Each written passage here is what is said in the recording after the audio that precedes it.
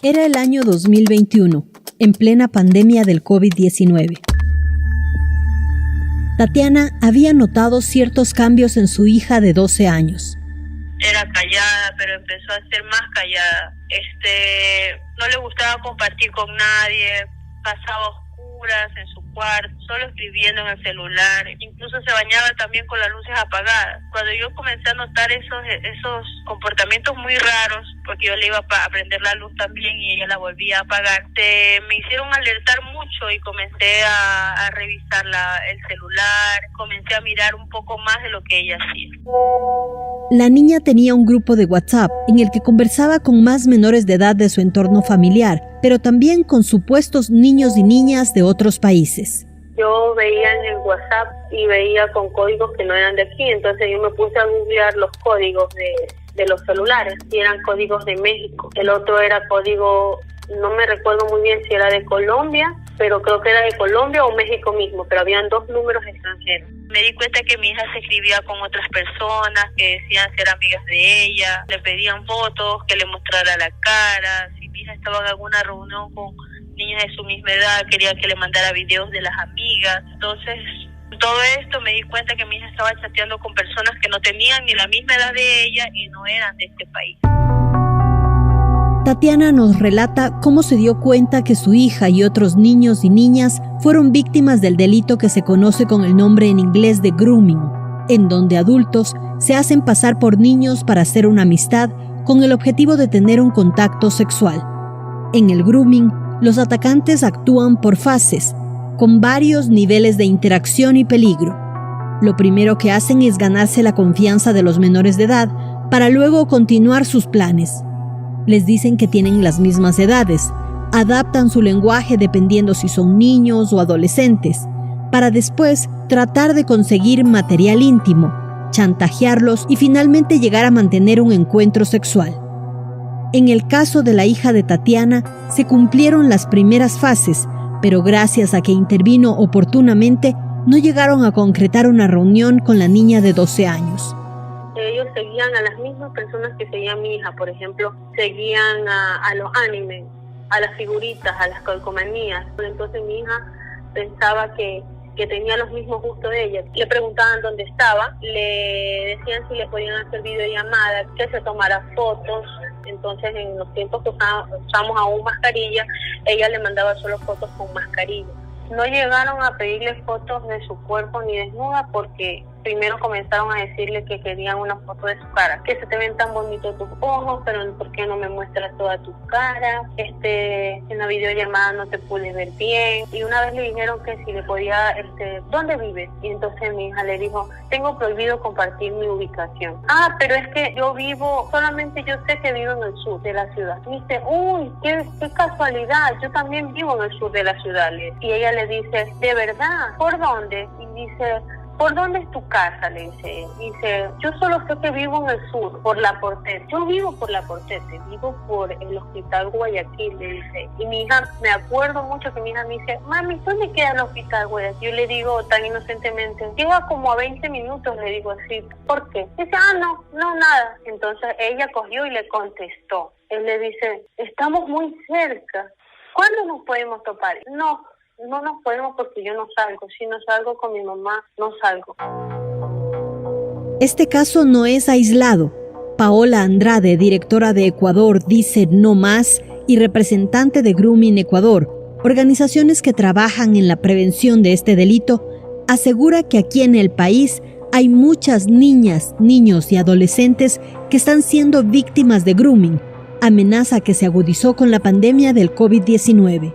El grooming es parte de un negocio mundial muy rentable que ha funcionado siempre. Lo que hizo la pandemia es que llevó a que los niños, niñas y adolescentes estuvieran 10 horas al día conectados, ya sea porque estudiaban, porque socializaban o porque jugaban en internet. Y los agresores sexuales también. Mira, en estos últimos meses he recibido este tipo de denuncias constantes. Ahora es la niña que estaba hablando con otra niña y enamorada de otra niña y le decía, pásame el teléfono de tu mejor amiga, es decir, redes. Es decir, estos son redes, son negocios perfectamente establecidos que no solamente se dan en la dark web, sino se dan constantemente.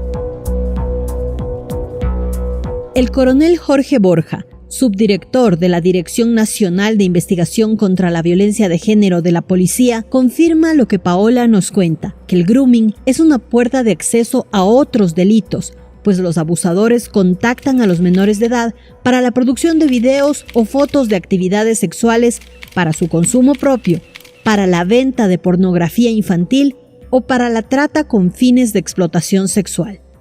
Nosotros hemos determinado, y nuestra unidad de plata también ha visto cómo algunas niñas, adolescentes especialmente, han sido captadas de esta manera, y algunas de ellas han ido al Perú. Recién tuvimos un caso en el cual nosotros recuperamos a una adolescente del Perú y ahora estamos investigando otro. Nosotros hemos evidenciado de que en muchos de los casos las niñas y adolescentes acceden por temor, porque la mayor parte de las amenazas son: le voy a matar a tu papá, le voy a matar a tu mamá. Y hay algunas otras que se dejan seducir porque, entendiéndose que estos inescrupulosos son los que les seducen dándoles un celular, comprándoles ropa, dependiendo de la edad de la niña, niño o adolescente.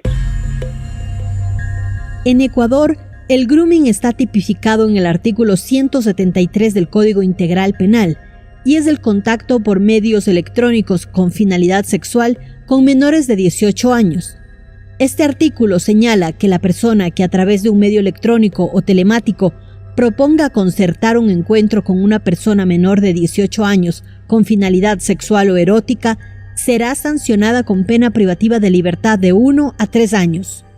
Cuando el acercamiento se obtenga mediante coacción o intimidación, o si la persona suplanta la identidad de un tercero o mediante el uso de una identidad falsa, tendrá una sanción de 3 a 5 años de cárcel.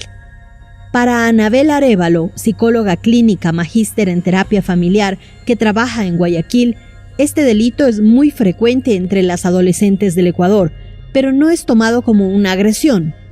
Sí existe el grooming en el Ecuador, que no está siendo identificado por nadie, ni por las adolescentes, ni por los y las adultas, que no hay una información al respecto de manera masiva, pero que cuando llegan a la consulta, al momento de la narración de sus interacciones, podemos identificar. En la consulta, digamos, recibo adolescentes que han sido de pronto víctimas de hechos de esta naturaleza, pero que de alguna manera lo ven como algo muy común de las relaciones, de los amigos y amigas, o inclusive el hecho de tener un vínculo con personas desconocidas, ¿no? A través de las plataformas.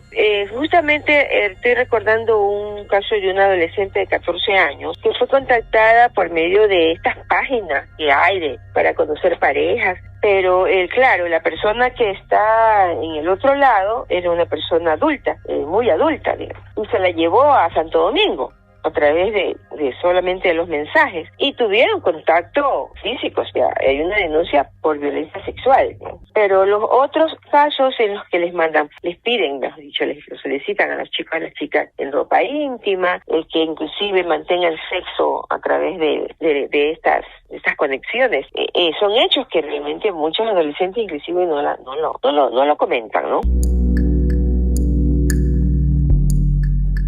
Las cifras de la Fiscalía General del Estado registran que en el año 2020 hubo 149 denuncias, en el año 2021 subió a 212 y en lo que va del 2022 ya son 86 las denuncias por este tipo penal.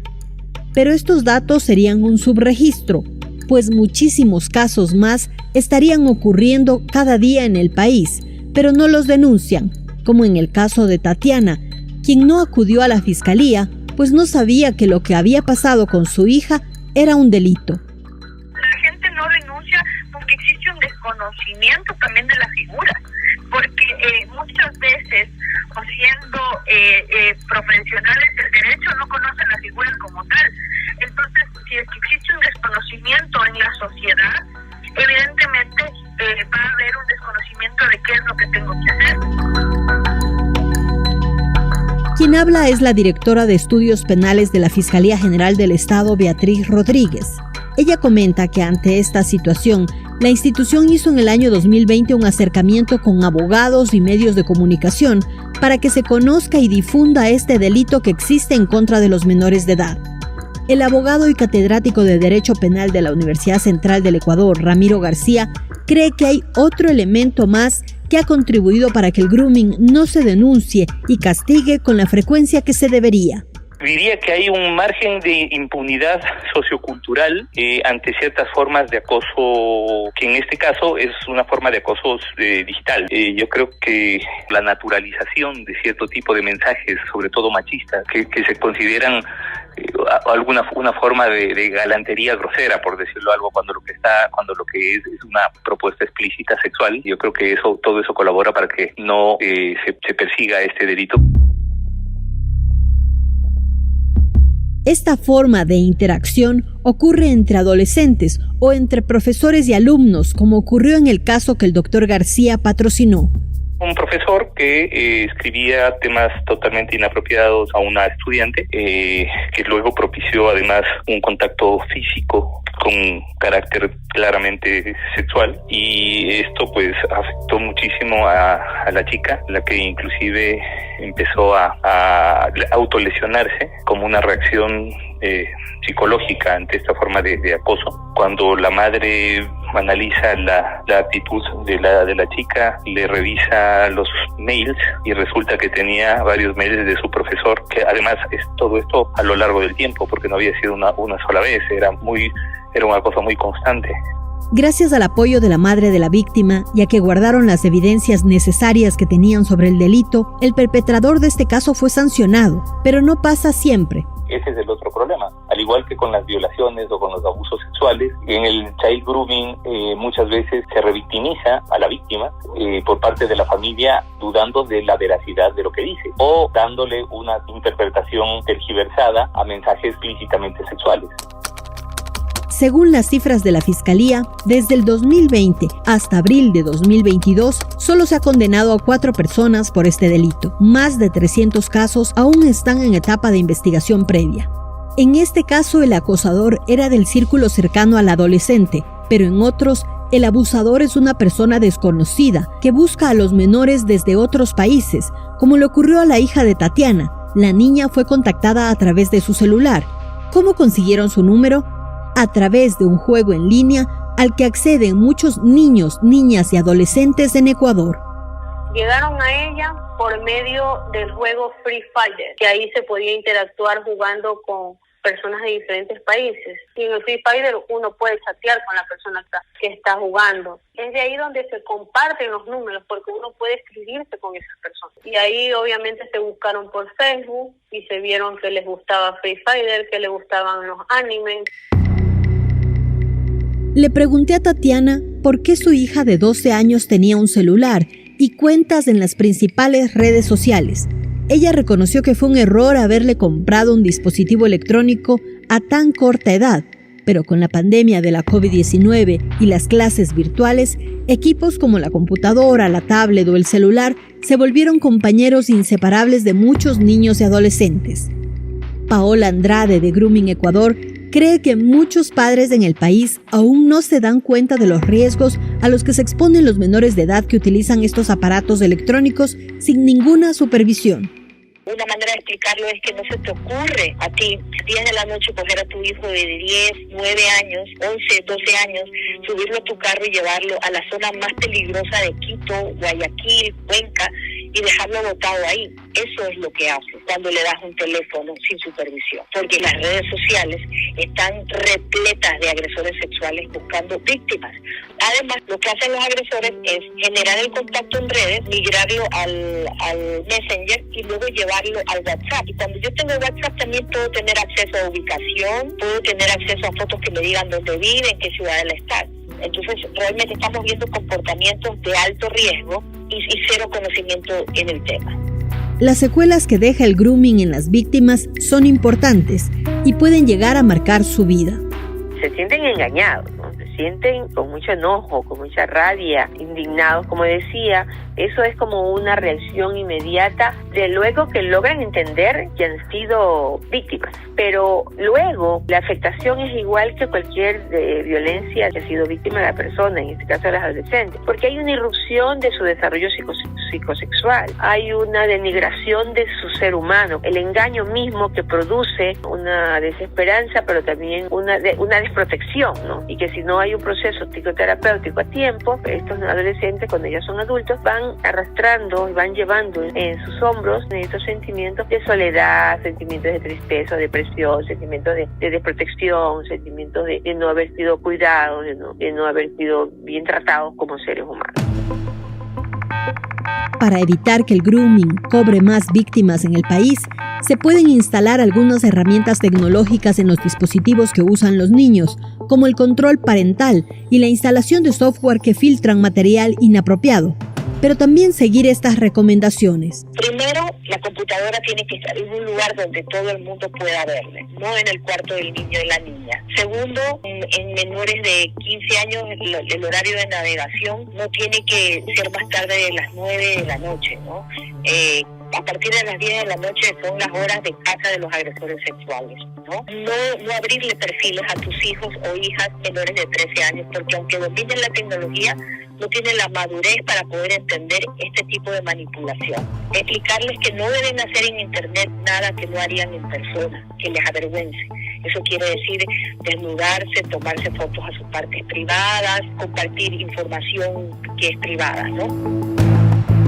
Después de haber vivido el grooming en su casa, Tatiana se permite hacer una recomendación. No dejemos a nuestros hijos solos, que porque no nos molesten le vamos a dar un dispositivo para que se vayan a la esquina a ver videos. Ahorita es lo que más se ve. En medio el niño está molestando y toma el celular para que veas videos. El peor error de un padre es dejarle un celular a un niño que aún no tiene el criterio totalmente formado para poder decidir o poder decir que no. Que siempre van a haber otras personas del otro lado, las cuales lo puedan inducir a hacer muchas cosas. Que eso fue lo que me pasó a mí. Finalmente, algo muy importante.